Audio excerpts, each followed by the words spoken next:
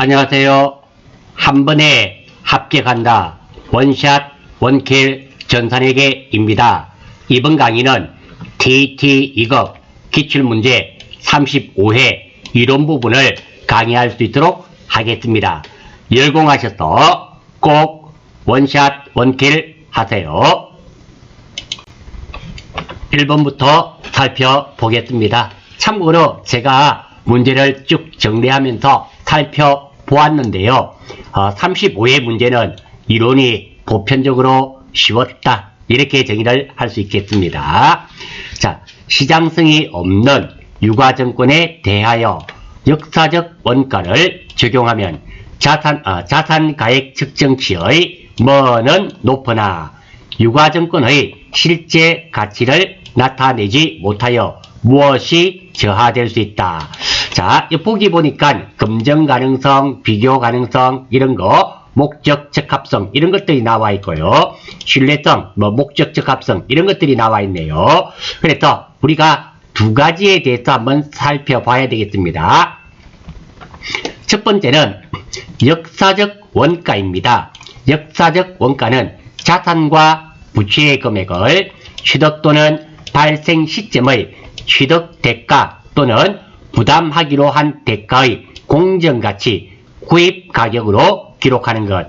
그러니까 역사적 원가란 말은 우리가 자산을 예를 들게 되면 자산을 구입을 했습니다. 구입을 하게 되면 이 자산이 기간이 지남에 따라서 가치가 내려가든지 올라가든지 할 수가 있겠죠. 그거 예전에 그 가격이 지금 현재의 가격이 아니라 구입 당시의 가격이 역사적 원가가 되는 겁니다. 이거 하나 역사적 원가의 대사 하나 기억하시고요. 다시 한 번 더 역사적 원가란 구입 가격 이렇게 생각하시면 되겠습니다. 두 번째입니다. 회계의 질적 특성입니다.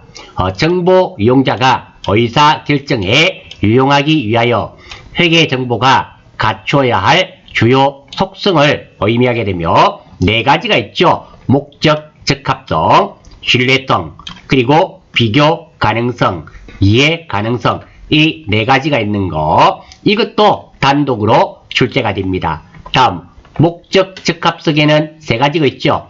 예측 가치, 피드백 가치, 적시성이 있는데요. 예측 가치니까 미래의 재무 정보를 예측하는 데 활용되는 정보이며 피드백 가치는 당초 예측치를 확인, 수정하는 데 영향을 미치는 정보이며 적시성은 필요한 정보가 적시에 제때 제공되는 것을 의미하게 되겠죠. 그러니까 의사결정 시점에 제공되는 정보가 됩니다.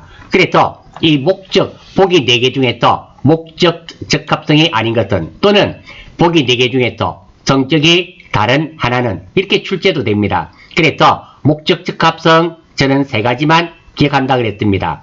예수님의 피도 피 흘리시는 거 보신 적 있죠? 12월 25일 되면 10개 이런 거 합니다. 그때 흘린 피도 적색 빨간색입니다. 그래서 예피적 예수님의 피도 적색입니다. 이렇게 기억하시면 이 세 가지는 목적 적합성이 되고 나머지는 다 신뢰성이 됩니다.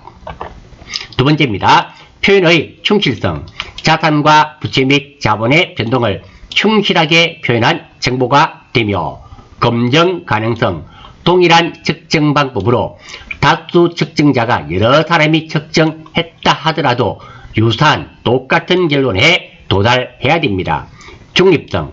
의도된 결과를 유도할 목적이 아닌 편의 없이 중립적인 정보가 제공되어야 됩니다.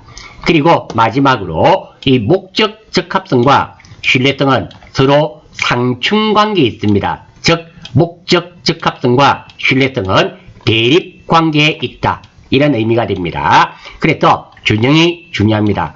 즉 목적 적합성이 높아지게 되면 신뢰성은 떨어지고요. 신뢰성이 높아지게 되면 목적 적합성은 내려갈 수밖에 없다. 이런 의미가 됩니다. 자, 이렇게 역사적 원가를 적용하게 되면 검정 가능성은 높아질 수밖에 없죠. 검정 가능성은 높아질 수밖에 없습니다. 그래서 여기가 되겠네요. 역사적 원가를 적용하면 자산가액의 측정치가 뭐가 검정 가능성은 높아지겠죠. 그래서 답은 3번이 될 수밖에 없네요. 높으나 유가증권의 실제 가치를 나타내지 못하므로 목적 적합성은 저하될 수밖에 없습니다. 그리고 조금 전에 말씀드렸지 않습니까? 어떤 거 목적 적합성과 신뢰성은 서로 상충관계에 있었죠. 검정 가능성이 신뢰성에 있는 한 항목이었습니다. 이렇게 뭐라 그럴까요? 상충관계가 주어진다는 의미가 됩니다. 1번의 정답은 3번이 되겠습니다. 역사적 원가, 구입 가격 포인트로 잡으시고요. 회계의 이 질적 특성은 기본입니다. 반드시 알아주셔야 되는 문제이며, 그리고 부분이며, 이런 문제가 나오면 반드시 맞추실 수 있도록 부탁드리겠습니다. 자, 2번 한번 살펴보겠습니다. 2번 다음은 제 항공의 기계장치와 관련 자료이다. 2019년 결산 시 계상할 감가상각비는 얼마인가? 감가상각비를 물어보는 문제이네요. 한번 보겠습니다. 첫 번째, 2018년 1월 1일 날 기계장치 1억 원에 취득했네요. 내용연수는 4년이며 잔존가치는 없고요. 정액법 월할 생각하네요. 지금은 크게 월할 생각할 필요는 없을 것 같은데 일단 보겠습니다. 2018년 12월 31일 날 감가상각비는 정액법 취득원가 마이너스 잔존가액 나누기 내용연수가 되겠죠. 하면은 1년에 2,500만원이 되겠습니다. 그러면 2018년 12월 31일 감가상각비를 적용시키게 되면 내용연수는 이제 몇 년 남았습니까? 3년 남았습니다. 장부금액은 얼마가 될까요? 7,500만원이 되겠죠. 왜? 1억 원에 구입했는데 감가상각비가 2,500만원, 즉 감가상각 누계액이 2,500만원, 장부가액은 취득원가 마이너스 감가상각 누계액이 되지 않습니까? 그래서 이렇게 되고요. 2019년 1월 1일 성능과 내구성 강화를 위해 1,000만원을 지출하네요. 자, 이것은 자본적 지출이죠. 자본적 지출일 때는 해당 계정과목을 씁니다. 해당 계정과목을 사용한다는 말은 해당 자산의 가산 더한다는 얘기가 되겠죠. 따라서 내용연수가 2년 연장됐네요. 자본적 지출에 해당되어서 해당 자산의 가산을 하게 됩니다. 그래서 기계장치의 장부가액은 원래 7,500만원이었죠. 2018년 12월 31일 날 7,500에 자본적 지출 1,000만원 하지 않았습니까? 자본적 지출 1,000만원. 그러면 2019년 1월 1일 기계장치 장부가액은 얼마가 되겠다? 8,500만원이 됩니다.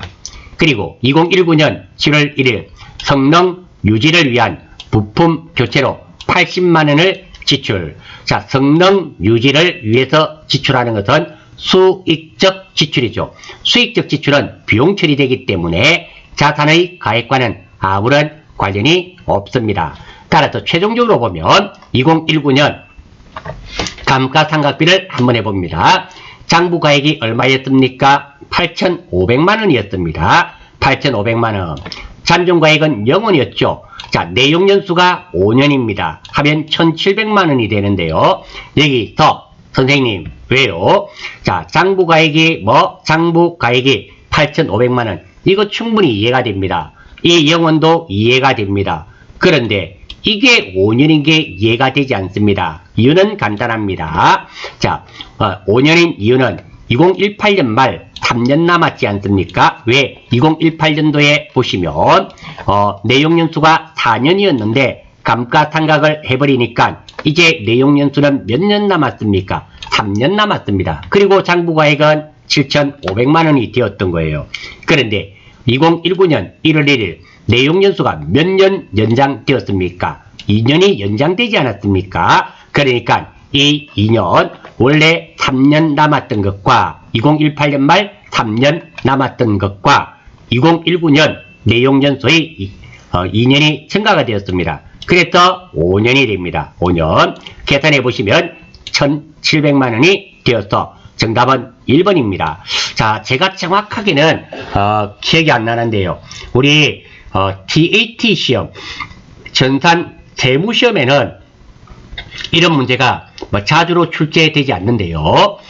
우리 TAT 시험에는 해당 자산의 자본적 지출을 해서 감가상각비를 구하는 문제가 자주 출제가 됩니다. 꼭 좀 익혀주시기 바랍니다. 결코 어렵지 않은 부분입니다. 3번입니다. 자, 다음 중 회계 변경과 오류 수정에 관한 설명으로 틀린 것 찾는 거네요. 자, 이것도 보기 전에 이거 한번 살펴보겠습니다. 회계의 변경입니다. 회계 정책 변경이 있고요. 추정 변경이 있는데요. 정책 변경이 좀 큰 개념입니다. 큰 개념이고 추정 변경은 조금 작은 개념입니다. 자, 정책 변경은 재무제표의 작성과 보고에 적용하던 회계 정책을 다른 회계 정책으로 바꾸는 것입니다. 그래서 변경된 새로운 회계 정책은 소급 적용합니다. 회계 정책은 소급 적용해야 됩니다. 그러면 감이 안 오는데요. 어떤 것들이 회계 정책의 변경입니까? 여기까지 선출법을 하던 것을 구입 선출법으로 변경하는 거, 이런 게 회계 정책의 변경이 되고요. 그리고 유가증권의 단가 산정 방법을 변경한 이런 것들이 회계 정책의 변경이 됩니다. 자, 그리고 회계 추정의 변경입니다. 예측이 되겠죠. 추적. 기업 환경의 변화, 새로운 정보의 획득 또는 경험의 축적에 따라 지금까지 사용해오던 회계 추정치의 근거와 방법 등을 바꾸는 것. 우리가 어떤 게 될까요? 가장 회계 추정하면은 어느 정도가 회계 추정되는 게 가장 대표적인 게 어느 정도 될까요?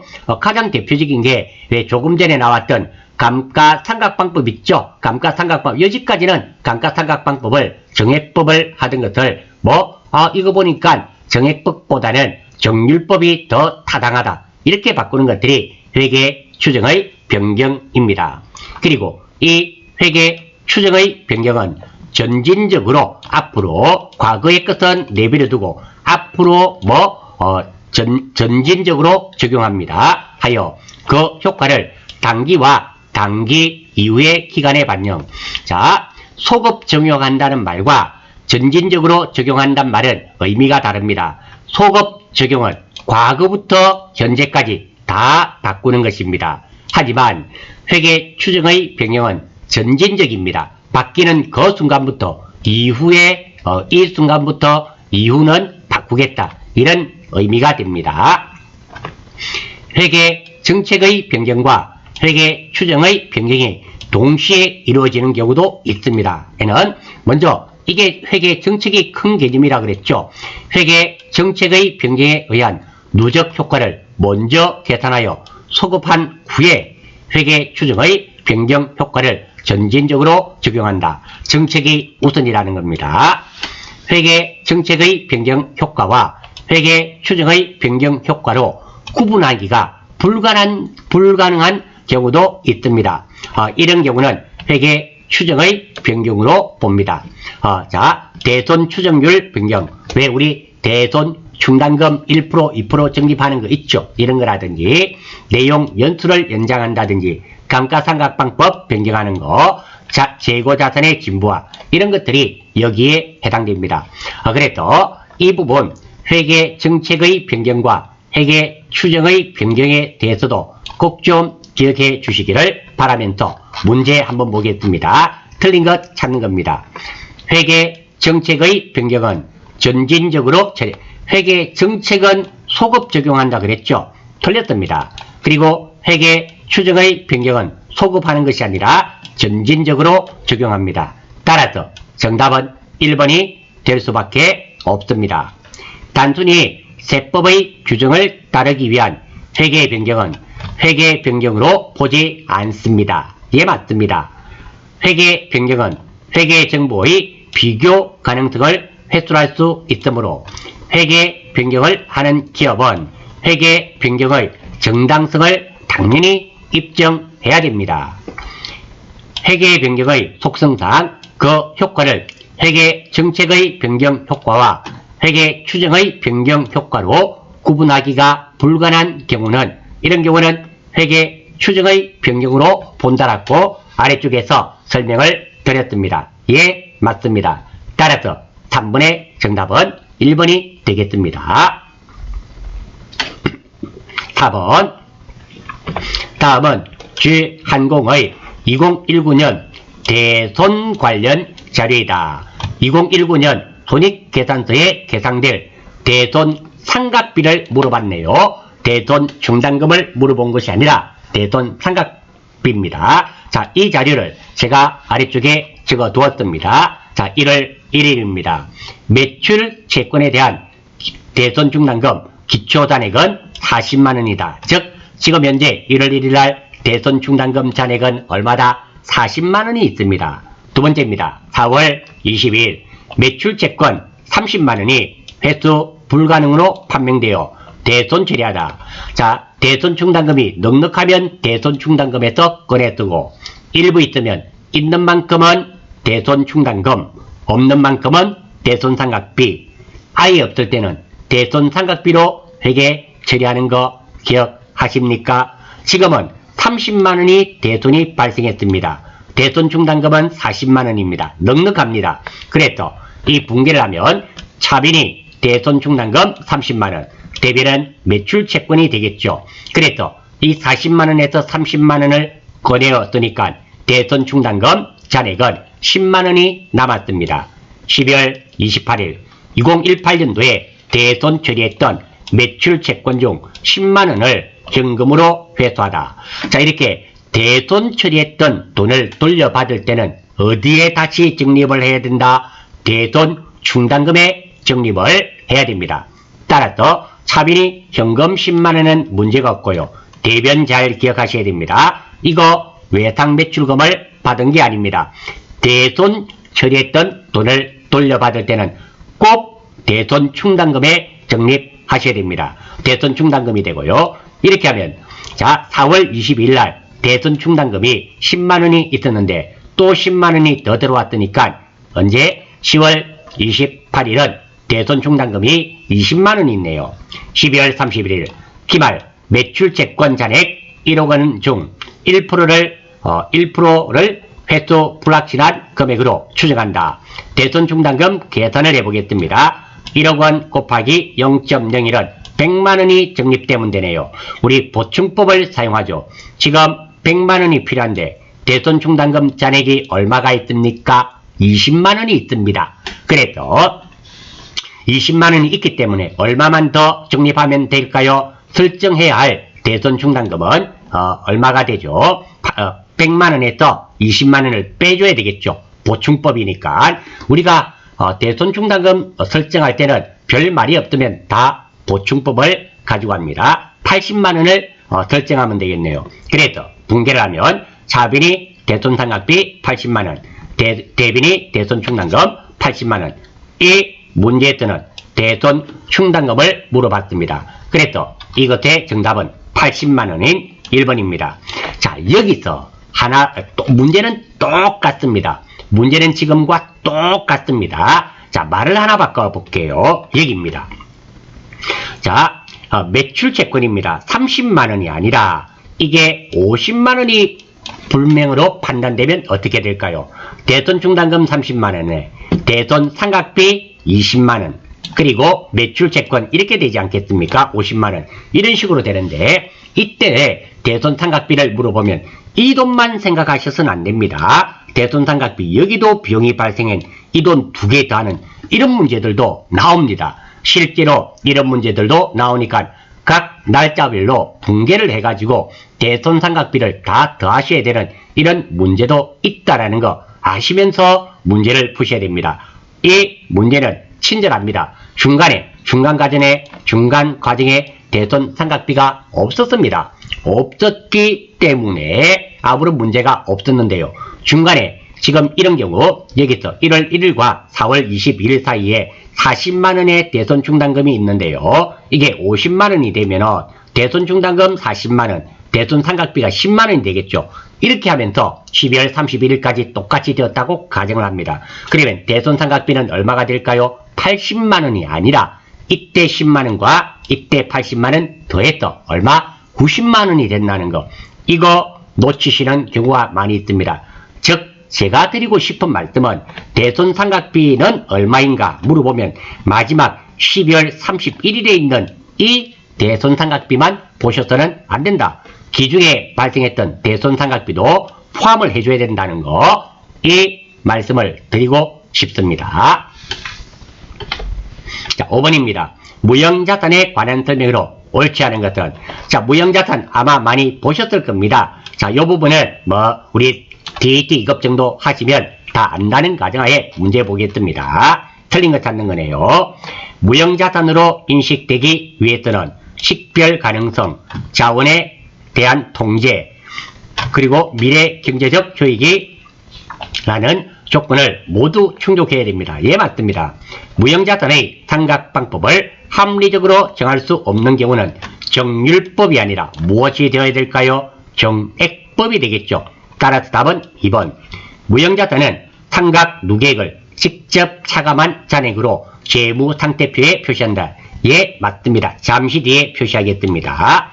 무형자산의 상각기간은 독점적, 배타적인 권리를 부여하고 있는 관계법령이나 계약에 정해진 경우를 제외하고는 20년을 초과할 수 없다. 예, 맞는 말이죠. 자, 이 부분입니다. 상각방법을 합리적, 3번. 무형자산은 상각 누계액을 직접 차감한 잔액으로 재무상태에 표시한다. 이 말이 무엇이냐면, 우리 유형자산 한번 보겠습니다. 가장 대표적인 게 기계장치가 있습니다.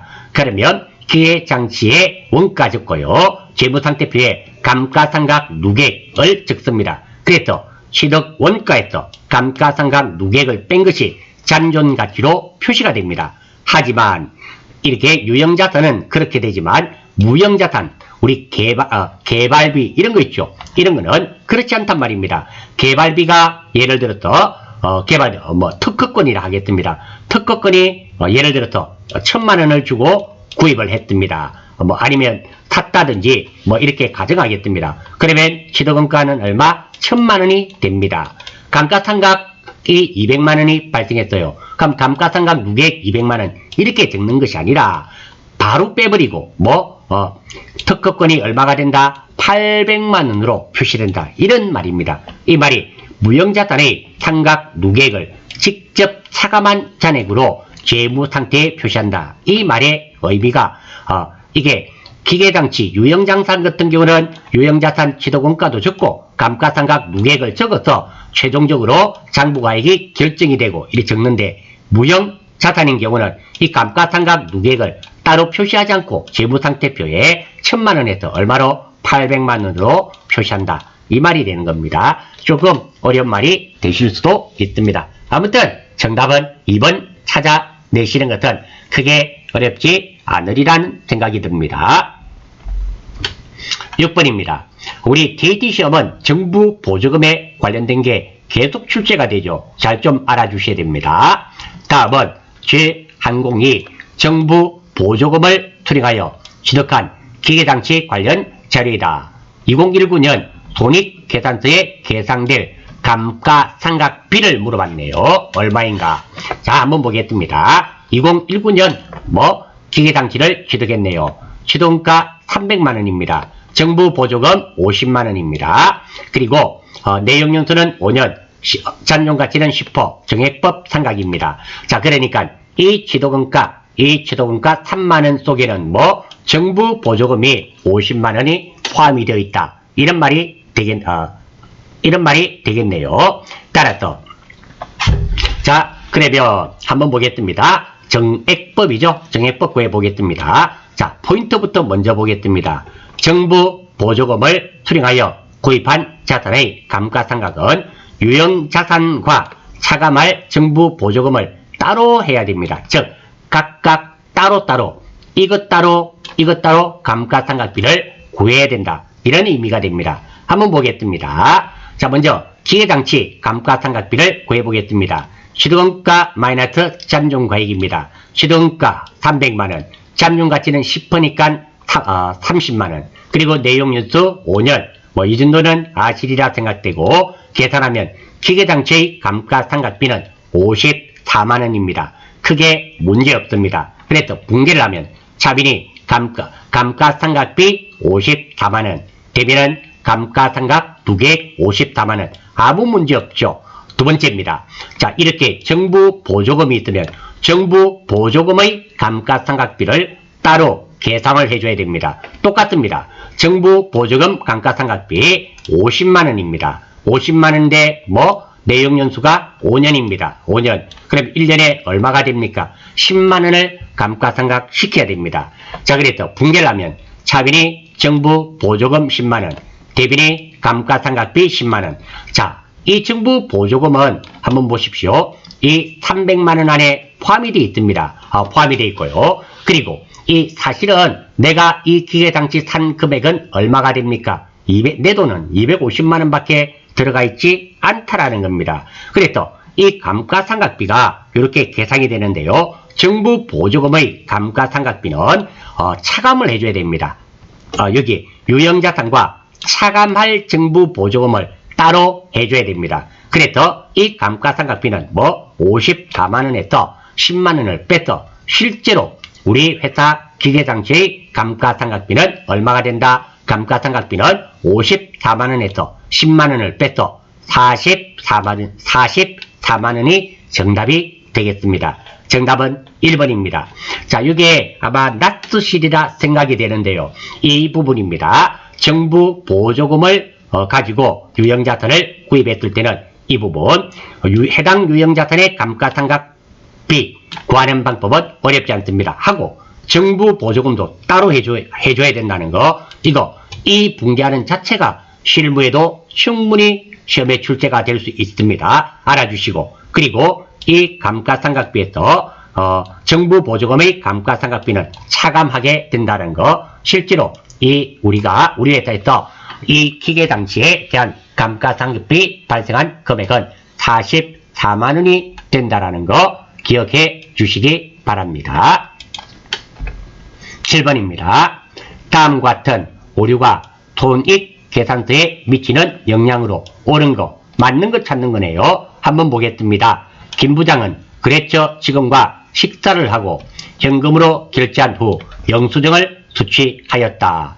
해당 영수증을 재무팀에 제출하지 않아 회계 처리가 누락되었다. 자, 그러면 거래처 접대하고 그 내용을 누락시켰네요. 한번 보겠습니다. 해당일 분개, 이 부분이 누락이 되었단 말입니다. 차별은 당연히 접대비가 되겠죠. 거래처니까 판매비와 관리비입니다. 현금 좋고 이게 빠졌단 말입니다. 어떤 효과가 있는지 보겠습니다. 우리 당기순이익은 총수익에서 총비용을 뺍니다. 물론 총수익은 매출수익과 영업외 수익으로 나뉘어지고, 총비용은 판매비와 관리비 그리고 영업외 비용으로 나뉘어집니다. 영업이익은 매출수익에서 판매비와 관리비를 빼면 되겠죠. 자, 여기서 우리가 접대비가 누락이 됐지 않습니까? 그러면 판매비와 관리비가 줄어들겠네요. 그러면 총비용이 줄어들겠습니다. 총비용이 줄어들면 당기순이익은 증가됩니다. 그리고 영업이익도 보겠습니다. 판매비와 관리비가 줄어듭니다. 빼기가 줄어드니까 영업이익은 어떻게 올라갑니다. 이런 결과가 야기됩니다. 따라서 맞는 것은 판매비와 관리비가 과소계상 작게 장부에 기록되죠. 그리고 영업이익은 과대 계상되죠. 올라가지 않습니까? 따라서 정답은 3번이 되며, 자, 이 문제는 사실 전산회계 2급, FAT 2급에 좀 자주 나왔던 그런 문제 같습니다. 자, 8번입니다. 자, 다음 중 내부 회계 관리 제도에 대한 설명으로 틀린 거네요. 자, 제가 아래쪽에 메모해 두었습니다.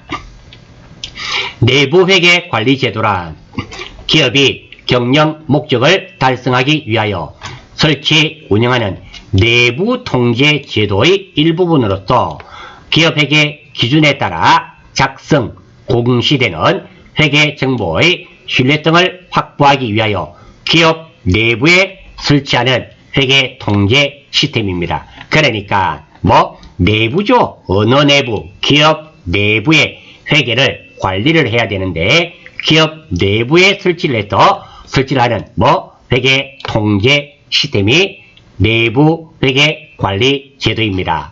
이에 대한 설명으로 틀린 것은 첫 번째, 기업은 내부 고발자를 보호하는 프로그램을 갖춰야 됩니다. 예, 맞습니다. 두 번째, 외부에 공시되는 재무제표의 신뢰성 확보에 주된 목적이 있습니다. 예, 맞습니다. 세 번째, 회계 감사를 수행하는 외부 감사인이 따라야 할 검사 절차를 규정하고 있다. 정답은 3번입니다. 내부 회계 관리 제도 아닙니까? 내부 감사인이 따라야 할, 우리 회사 안에 있는 사람이 따라야 할 절차를 규정하고 있습니다. 그래서 정답은 3번이 되며, 재고자산이 보관된 창고에 대한 물리적 접근을 통제하는 것도 내부 회계관리제도의 범위에 포함이 됩니다. 예, 맞습니다. 따라서 8번의 정답은 3번이 되겠습니다. 9번, 다음 중 부가가치세법상 용역의 공급에 해당하는 것은, 왜 우리 부가가치세법에 용역의 공급도 있고요, 재화, 주로 물건이죠, 공급이 있습니다. 용역, 사람의 노동력이 주로 되겠죠. 산업상 또는 상업상 또는 과학상의 지식, 경험에 관한 정보를 제공하는 경우, 이게 바로 용역이죠. 정답은 1번입니다. 자기가 주요 자재의 전부를 부담하고 상대방으로부터 인도받은 재화를 가공하여 이를 인도하는 경우, 이것은 재화의 공급으로 봅니다. 부동산 매매를 사업 목적으로 하여 부동산을 판매하는 경우니까 부동산 자체가 재화가 되죠. 재화의 공급이 됩니다. 특허권, 무형자산이죠. 특허권을 양도하고, 양도란 말이 팔았단 말입니다. 대가를 수령하는 경우, 이런 경우도 재화의 공급으로 봅니다. 따라서 정답은 1번이 되겠습니다. 10번, 다음 자료를 토대로 주한공 휴대폰 제조업이네요. 2019년 1기 확정신고 시 부가가치세 과세 표준을 계산하면 얼마인가? 단 아래 금액에는 부가가치세가 포함되어 있지 않는답니다. 한번 보겠습니다. 첫 번째, 제품 판매 금액.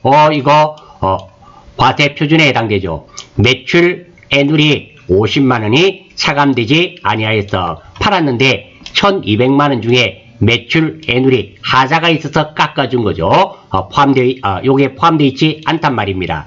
자, 매출 애누리라든지 매출 환입은 과세 표준에 포함되지 않습니다. 그러니까 1200만원에서 매출 애누리 50만원은 빼야 됩니다. 1150만원이 되겠네요. 사무용 비품 매각금액, 당연히 과세 표준에 해당되죠. 매출입니다. 자산 수정이익 개정받은 사무용 비품의 시가 500만원, 이렇게 자산 수정이익은 과세 표준에 해당되지 않습니다. 남으로부터 무상으로 재화를 공급받는 거죠. 우리 기부금의 100% 반대 계정입니다. 이거는 재화의 공급으로 보지 않습니다. 다음, 대표이사가 개인적 용도로 사용한 제품 매입시 공제를 받았음의 원가 450만원, 시가 600만원. 이거 우리 36회 하면서 봤죠? 개인적 용도의 공급이고 건별입니다. 시가 과세를 한다 그랬습니다. 매입세액을 공제받은 개인적 공급은 시가 과세를 합니다. 만약에 매입세 공제를 받지 않았음 하면 어떻게 될까요? 이거는 해당되지 않습니다. 개인적 공급이라 하더라도 이렇게 매입세 공제를 받은 개인적 공급은 시가입니다. 시가, 전제가치 과세를 하지만 매입세 공제를 받지 않았더라면 얘는 과세표준에 해당되지 않습니다. 지금은 당연히 매입세 공제를 받았기 때문에 시가 과세가 일어납니다. 따라서 1200에서 50만원을 뺐습니다. 왜? 매출 애누리가 있었죠. 빼고 매출액에서 빼야 됩니다. 그리고 사무용 비품 매각인 거 300만원 더하고요. 시가 과세니까 600만원 다 더하면 2050만원이 되네요. 정답은 2번입니다. 이 문제에 뜨는 이거 시가 과세라는 거, 그리고 매입세 공제 받았을 때는 시가 과세라는 거 하나, 두 번째 자산 수정이익은 과세 표준에 포함하지 않는다는 거, 이 두 가지를 포인트로 잡고 10번 문제 넘어가겠습니다. 11번입니다. 다음 중 부가가치세 신고 납부 및 환급에 대한 설명으로 옳은 거, 맞는 거 찾는 거네요. 자, 이거 보기 전에 밑에 있는 내용부터 한번 보겠습니다. 시험에 자주 출제되는 부가가치세법이죠. 세금계산서는 원칙적으로 재화 또는 용역의 공급 시기에 발급해야 됩니다. 세금계산서는 일정한 경우에는 재화 또는 용역의 공급 시기 전에도 세금계산서를 발행할 수 있습니다. 월합계 세금계산서는 예외적으로 재화 또는 용역의 공급일이 속하는 달의 다음 달 10일까지 세금계산서를 발급할 수 있습니다. 월합계 세금계산서는 왜 A라는 거래처가 있다면 이 거래처에 빈번하게 거래가 일어나는 경우가 있습니다. 이럴 때 두 회사 간의 업무 협약에 의해서 한 장으로 발행할 수 있다. 그런 경우는 다음 달 10일까지 발행을 하면 됩니다. 법인 사업자는 전자 세금계산서를 의무적으로 발행해야 됩니다. 종이 세금계산서 그러면 가산세 1% 납부해야 되겠죠. 직전 연도 사업장별 공급가액 합계 면세 공급가액 포함입니다. 3억 원 이상인 개인 사업자는 전자 세금계산서 의무 발급 대상자입니다. 그러니까 법인 사업자는 전자 세금계산서 무조건 발행해야 되고요. 개인 사업자는 의무가 아닙니다. 공급가액의 합계가 3억 원 이상일 때는 전자 세금계산서 의무적으로 발행해야 되고 3억 원이 안 될 때는 종이 세금계산서 발행할 수 있단 말입니다. 관할 세무서장은 조기 환급입니다. 조기 빨리 환급하는 거예요. 조기 환급에 따른 환급세액을 신고기한이 지난 후 15일 이내에 환급해야 됩니다. 일반 환급은 30일 이내, 조기 환급은 15일 이내.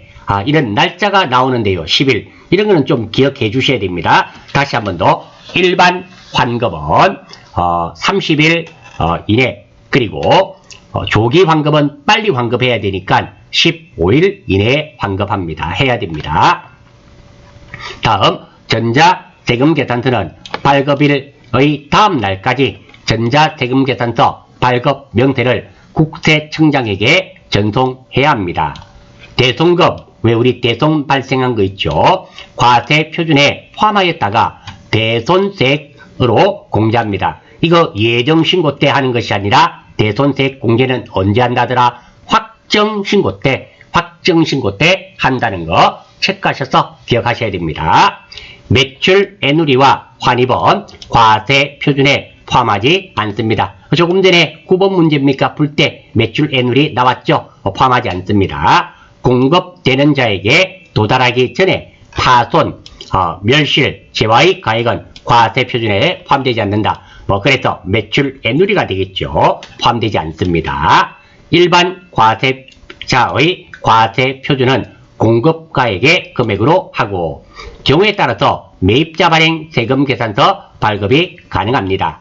그리고 지연대가로 받는 연체이자는 과세 표준에 포함하지 않습니다. 하지만 할부 판매에 따른 상당 금액의 이자는 과세 표준에 포함을 합니다. 며칠 늦게 내므로써 연체이자를 받게 됩니다. 이런 것들은 금액이 얼마 되지 않죠. 이런 것들은 과세 표준에 포함하지 않지만 연체이자는 포함하지 않지만 할부 판매에 따른 이자는 과세 표준에 포함한다는 거, 이것 정도는 알아주시고 자 문제 한번 보겠습니다. 지금은 맞는 거 찾는 거네요. 자, 1번입니다. 폐업하는 경우 폐업일이 속한 과세기간이 끝난 후 25일 이내에 신고 납부해야 된다. 자, 폐업하는 경우는 폐업일이 속한 과세기간이 아니라 폐업한이 속한 다음 달 25일입니다. 다음 달 25일에 속한 달에 다음 달 25일. 그러니까 내가 3월 10일 날 폐업을 했답니다. 그러면 언제? 4월 25일 날 신고 납부해야 된다. 이런 의미가 됩니다. 틀렸답니다. 총괄 납부 사업자의 경우 주된 사업장에서 종된 사업자의 부가가치세를 합산하여 신고 납부한다. 이것도 틀렸답니다. 자, 총괄 납부 사업자의 경우는 신고는 각 사업장별로 합니다. 하지만 납부는 총괄 사업장에서 합산하여 납부합니다. 그래서 2번도 틀렸답니다. 3번 일반 환급의 경우 각 과세 기간별로 확정 신고 기한이 지난 후 이거 25일이 아니라 30일이죠. 30일 일반 환급의 경우는 확정 신고 기한 후 30일 이내에 환급을 해야 되고 조기 환급은 확정 신고 기한 후 15일 이내에 환급을 하게 됩니다. 그리고 4번 예정 신고를 한 사업자는 이미 예정 신고한 과세 표준을 확정 신고 시 포함하지 아니합니다. 예, 맞는 말이네요. 그래서 정답은 4번입니다. 자, 요 문제도 시험에 종종 출제되는 부분이니까 체크하셔서 잘 좀 기억해 주시기 바랍니다. 정답은 4번이 맞습니다. 12번 다음 중 소득세법상 금융소득에 대한 설명으로 옳지 않은 것은 틀린 것 찾는 거네요.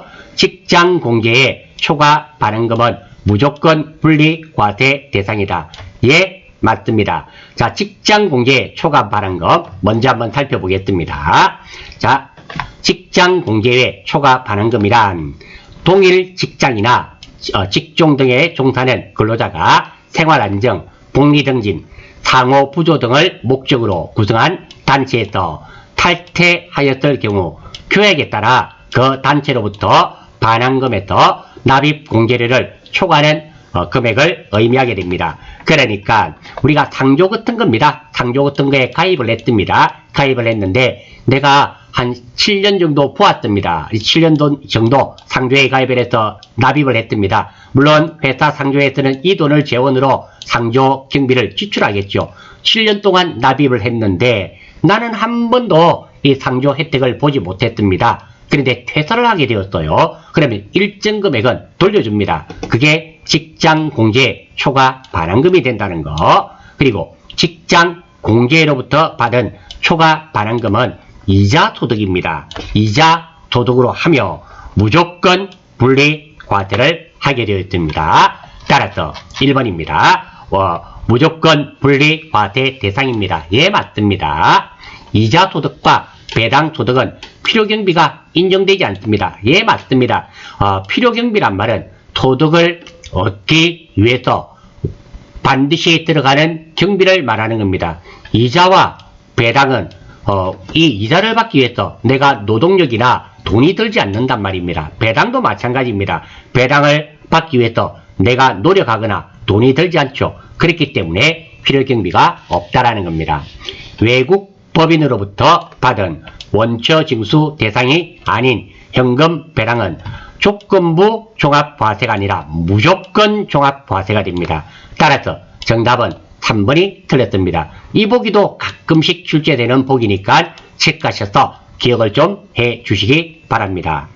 은행 정기예금 예적금, 은행 정기적금 이자 수령액이 연간 2천만원을 초과하는 경우 종합과세 대상입니다. 그렇죠? 이자 소득은 이자 소득 플러스 배당 소득이 2천만원을 넘으면 종합과세 대상입니다. 예, 맞습니다. 따라서 정답은 3번이 틀렸습니다. 13번 다음 자료를 토대로 거주자 김항공씨의 2019년 종합소득 금액을 계산하면 종합소득 금액을 계산해라 그랬습니다. 종합소득액이 아니라 금액. 뺄 것 빼고 공제될 것 빼고 한 것이 종합소득금액이 되겠죠. 단 모든 소득은 국내에서 발생한 것으로 세법에서 규정된 원천징수는 적법하게 이루어졌으며 필요경비는 확인되지 않는다. 자, 요거 먼저 한번 보겠습니다. 요거부터 한번 보겠어요. 퇴직소득과세 방식입니다. 퇴직소득은 근로관계가 존속기간 동안 장기간에 걸쳐 발생한 소득이 일시에 실현되는 것입니다. 그러니까 우리가 1년에 여러분들 월급을 몇 번 받습니까? 12번을 받지 않습니까? 그거는 월급으로 받고 사실은 회사에서 1년에 월급을 13번을 줍니다.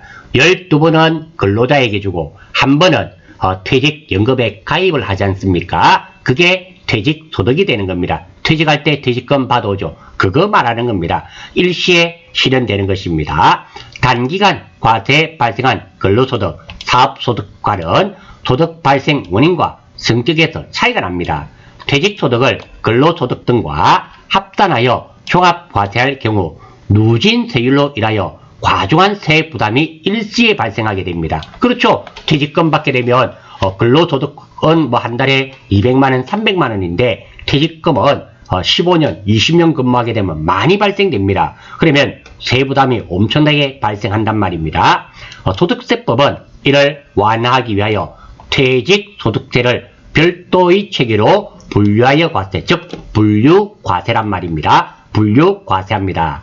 이거는 퇴직소득 산출에 관한 공식입니다. 뭐 책 가셔서 기억하셔도 되고 이 공식이 시험에 나오는 경우는 본 적이 없다. 이 정도 하고요. 그리고 부양가족 종합소득 대상이죠. 부양가족 공제시 소득 유무 판단, 사업소득 100만원 넘으면 안 되고 금융소득 조금 전에 나왔죠.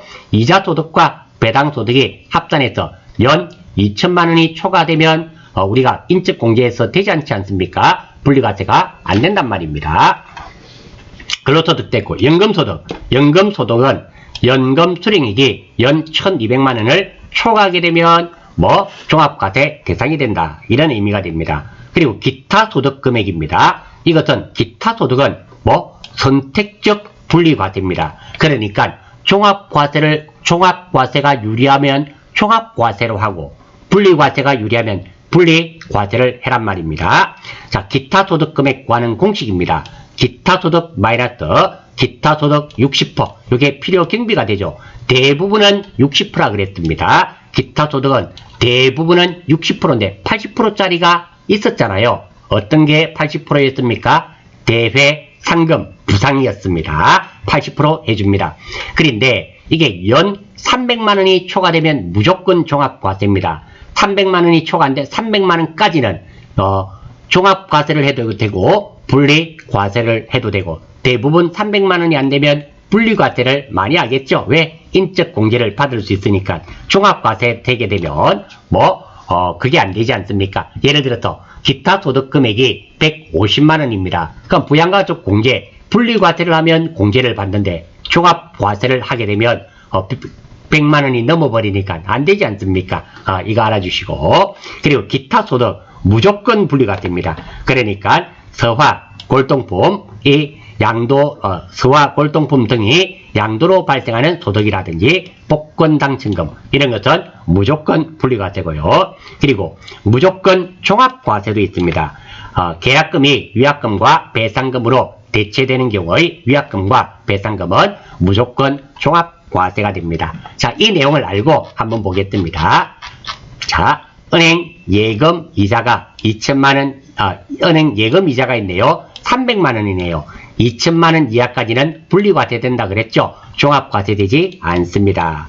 답은 종업원으로 근무하는 직장이 퇴직함으로써 받은 소득 500만원 얘는 분류과세 된다 그랬습니다. 종합과세 되지 않는다 그랬습니다. 빼고 산업재산권을 양도하고 받은 금품 이것은 기타 소득이 되겠죠. 기타 소득입니다. 기타 소득은 상금, 부상 빼고는 다 60%로 생각하면 된다 그랬습니다.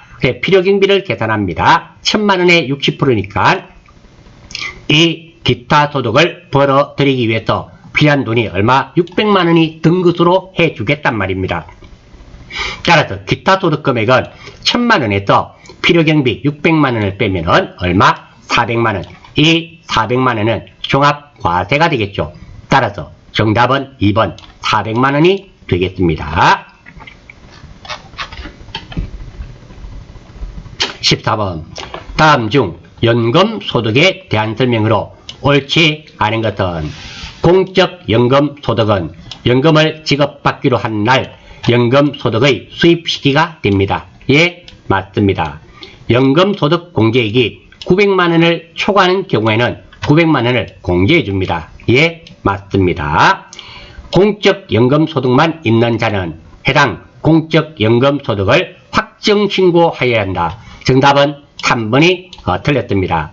이게 공적 연금소득만 있는 자는 연말정산을 함으로써 과세가 끝이 납니다. 종료됩니다. 그래서 연금소득을 확정 신고하는 것이 아니라 연말정산으로 완전히 끝이 나게 됩니다. 그래서 정답은 3번이 되며 산업재해보상법에 따라 받은 연금은 비과세 연금소득에 해당한다. 예, 맞는 말입니다. 그리고 상식적으로 한번 생각해 보십시오. 산업재해보상보험법입니다. 산업재해를 당했습니다. 손이 다쳤다든지 다리가 부러졌다든지 이래서 재해보상금을 받는데 그 연금을 세금 내라. 이거 말이 안 되는 거겠죠. 정답은 3번이 틀렸습니다. 자, 마지막 문제입니다. 다음 중 근로소득자의 연말정산에 대한 설명으로 틀린 것은, 옳지 않은 것은 해당 과세기간 중 이혼한 배우자는 기본공제를 적용받을 수 없습니다. 예, 현진이 맞습니다. 자, 이혼은 우리가 소득세법, 연말정산 소득세법, 세법에서는 원칙적으로 지속주의입니다. 현재 연말정산한 당시에 관계가 지속이 되어야 됩니다. 다만 사망은 아닙니다. 이혼 한번 보십시오. 연말정산. 자, 이것도 마찬가지입니다. 내가 12월 30일 날 결혼을 했습니다. 하루밖에 없었습니다. 그렇다 하더라도 이 배우자 공제 받을 수 있습니다. 왜? 연말정산 시점에 혼인관계가 유지되고 있습니다. 반대로입니다. 12월 30일까지는 혼인관계가 유지가 되었는데 12월 31일 날 이혼을 해버렸습니다. 그러면 어떻게 될까요? 연말정산 당시에 혼인관계가 지속되지 않고 있지 않습니까? 그러면 연말정산에 포함되지 않습니다. 배우자 공제가 되지 않는단 말입니다. 예, 맞습니다. 인적공제 적용 시 장애인은 나이 제한을 받지 않죠. 장애인과 배우자와 장애인은 나이 제한을 받지 않습니다. 예, 해서 예쁘게 말 잘했네요. 다음, 인적공제 합계액이 종합소득 금액을 초과하는 경우 그 초과하는 금액은 없는 것으로 한다. 예, 맞습니다. 내가 소득이 100만원인데 인적공제 합계액이 300만원이다 하면 300만원은 100만원만 인정해 줍니다. 넘어버렸으니까. 예, 동의비도 맞습니다. 부녀자 공제와 한부모 공제는 동시에 적용받을 수 없죠. 정답은 4번 해림이가 맞는 말입니다. 자, 제가 여기에 메모해 두었습니다. 자, 부녀자 공제죠. 부녀자 공제는 50만원입니다. 그리고 한부모 공제는 100만원입니다. 두 개 중에 한 개만 되죠. 높은 거.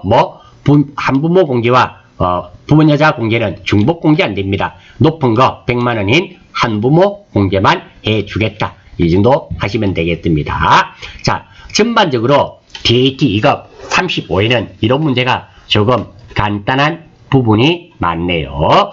이 부분도 모르면 실기 문제를 푸시는데 곤란한 부분이죠. 꼭 좀 알아주셔야 되는 그런 부분이고, DAT 2급에서는 자, 인적공제 1인당 150만원이라는 거, 경로우대 100만원, 그리고 장애인 공제는 200만원, 그리고 한부모 공제는 100만원, 부녀자 공제는 50만원, 이런 것들 꼭 알아주셔야 됩니다. 계산하는 문제가 나옵니다. 전산 세무에서는 거의 출제가 금액까지는 안 나오는데요. 우리 DAT에서는 이런 것들이 시험에 출제가 되고 있습니다. 그래서 알아주시는 게 맞다.